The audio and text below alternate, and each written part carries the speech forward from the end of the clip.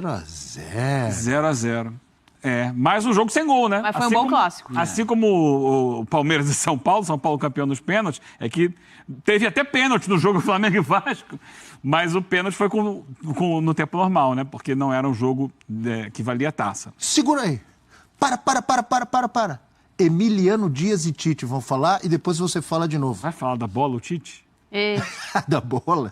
Ele falou da bola, né? O problema é a bola? É que a bola atrapalha. Não é possível. O Prates fala isso aqui há um tempão, ninguém dá atenção. Vamos acompanhar o que disseram os professores. O filho do professor e o professor. No transcurso todo do jogo, a gente fez a iniciação e a construção média com boa qualidade. No primeiro tempo faltou um pouco mais de objetividade e finalização, sim. Não com jogadas de bola aérea, mas jogadas de combinação com Pedro ou no pivô e de infiltrações. Segundo tempo continuou botando volume, teve as oportunidades, teve as infiltrações, teve as finalizações, aumentou o número de finalizações no segundo tempo. E também vê-se que o adversário tirava a infiltração e bloqueava também essas infiltrações no primeiro tempo. Então, tu olhando sobre as duas óticas, tu não vai fazer sempre. E é um processo de evolução também da equipe. Nesse último terço, nesse terço final. La más clara del jogo, acho que la tuvimos nós. Você pode ter posesión, eles tiveram na posesión muito tempo, mas quando las ocasiones más claras tuvo Vasco. Eles tienen prácticamente dos times, sale uno melhor que el otro. A gente tiene un time en construcción. Nós sabemos las limitaciones que tenemos, mas vamos a competir con todo el mundo, como hicimos el año pasado, que hicimos algo absurdo y competimos con todos los grandes. E esta não vai ser diferente. Sabe quem eu encontrei antes do jogo? O Dodô da Colina, grande torcedor do Vasco. E eu falei assim, qual que é o palpite? Encontrei com ele no sábado. Ele falou assim, 2x0 Flamengo. Eu falei, tá maluco? Não é mais vascaíno? Eles têm muito mais time que a gente. Olha aí, Dodô da Colina. Cadê? Não é o Verrete perdendo gol, é capaz do Vasco. Ele não, Abel. O Flamengo era, claro, o favorito pro jogo. Eu também achava. O Abel, vamos lá. Só no meio-campo. Mas o que aconteceu? O Flamengo entrou com Pulgar, De La Cruz, Gerson e Arrascaeta. E o melhor jogador foi o zagueiro Léo Pereira. Criou e salvou. Mas só para colocar a batalha, que onde o jogo se ganha, é no meio-campo. Olha só a escalação. A escalação é boa. Pulgar, De La Cruz, Gerson e Arrascaeta. Opa! O Vasco entrou no meio-campo com Zé Gabriel, Jair, vamos dizer, o Payet com... Dimitri Payet. O Payet jogando quase como um segundo atacante, mas ok, porque o Vasco jogou com 3 zagueiros. E com o David estava fazendo um dublê, ele fechando o meio-campo pela direita e às vezes saía pro ataque. E ainda perdeu o Jair logo... O Jair saiu machucado logo no início. Aí entrou o Matheus Carvalho. Olha os nomes, Matheus Carvalho e Zé Gabriel contra Pulgar, De La Cruz, Gerson e Arrascaeta. E quem entraram depois, Gabi e Bruno Henrique.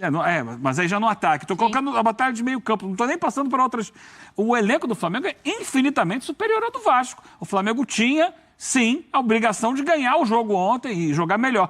Até começou melhor. O início do jogo é o Vasco com enorme dificuldade para sair jogando, o Flamengo subindo marcação, recuperando a posse de bola o tempo inteiro, mas passa da metade do primeiro tempo, o Vasco começa a se sentir à vontade no jogo, bota, especialmente pelo lado esquerdo, né? Sempre ali com o Piton, o Vasco ocupa muito aquele espaço do campo.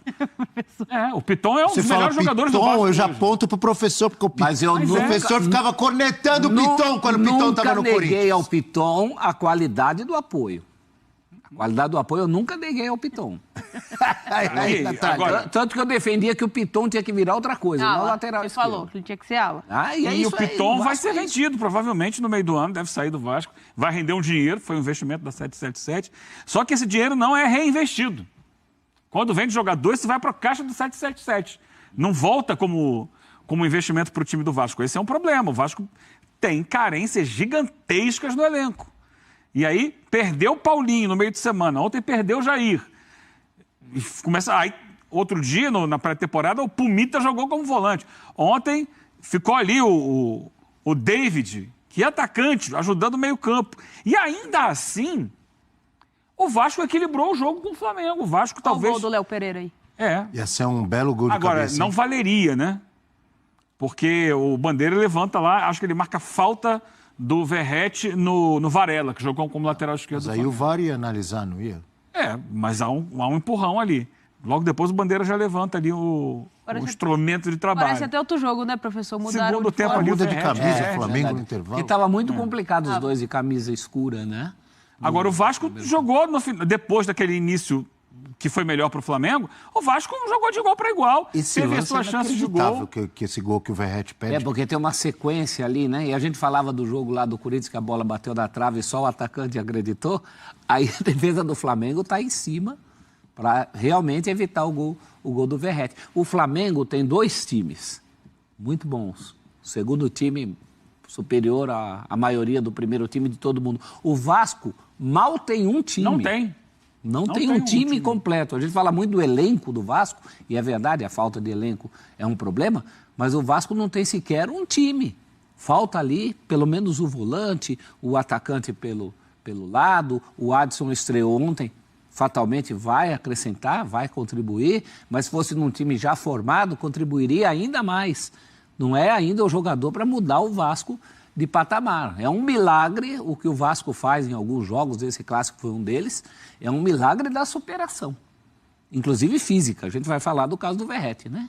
Que foi revelado na coletiva que ele está jogando no sacrifício. Ontem jogou no sacrifício, porque o reserva é um garoto, não tem outro para colocar.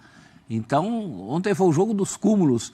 É o cúmulo da fartura de um elenco com o cúmulo da faltura ou da falta do outro elenco. Mas Mas por mesmo que assim isso foi um bom clássico. não se reflete no campo?